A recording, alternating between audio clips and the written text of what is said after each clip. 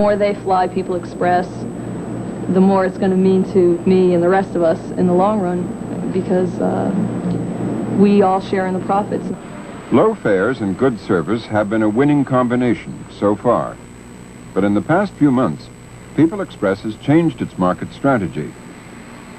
The airline developed by serving small cities like Norfolk, Virginia, Buffalo, and West Palm Beach, which the big airlines overlooked.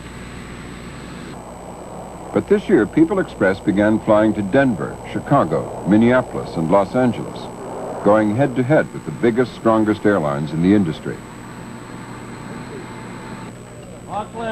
This new growth strategy has turned the financial community cautious about the company and its future. Its stock has dropped to 1/3 of its all-time high. To make a profit, People Express needs to fill at least 70% of the seats on every flight.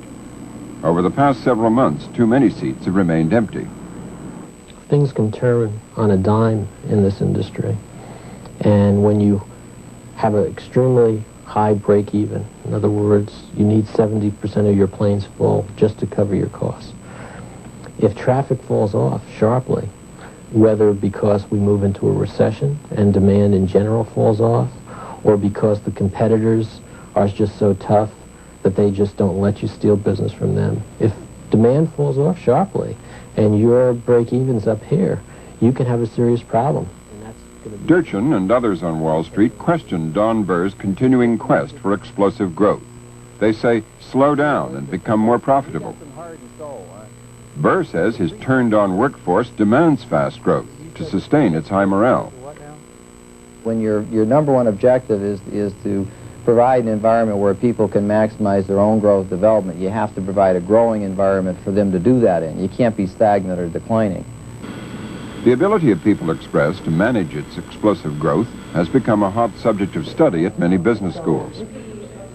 At Columbia Business School, Professor David Lewin teaches the People Express case. Lewin believes that a $600 million company can't operate merely on enthusiasm. You can't be as freewheeling, as autonomous, as cowboy-ish as you were when you started up. When you started up, you took a chance and everybody busted their chops to make the thing go. When you're successful doing that, then you have to think about some systems, some structure, some processes. Bureaucracy is something that's easy to criticize, but every business that gets to some stage of maturity has to have it, because information has to be generated. You have to rely on people to do things on schedule.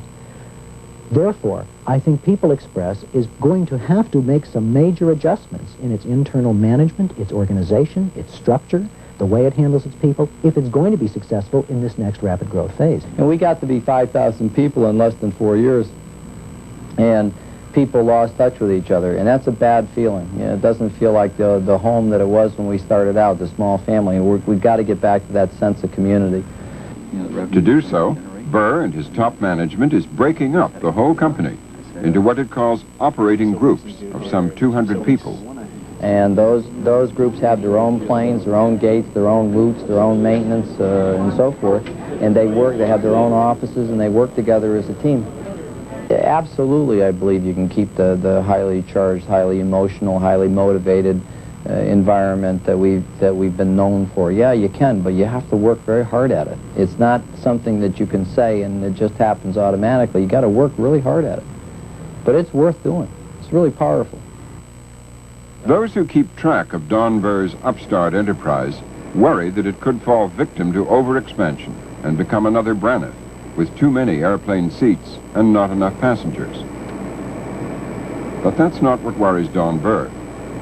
Well, I think the thing I worry about the most continuously is the level of interest and commitment that our people have, each individual and all of them put together. That's the single biggest thing that accounts for our success, and that would be the biggest single thing that would hurt us immediately and in the long term if somehow we lost touch with our folks and they lost touch with us and with each other.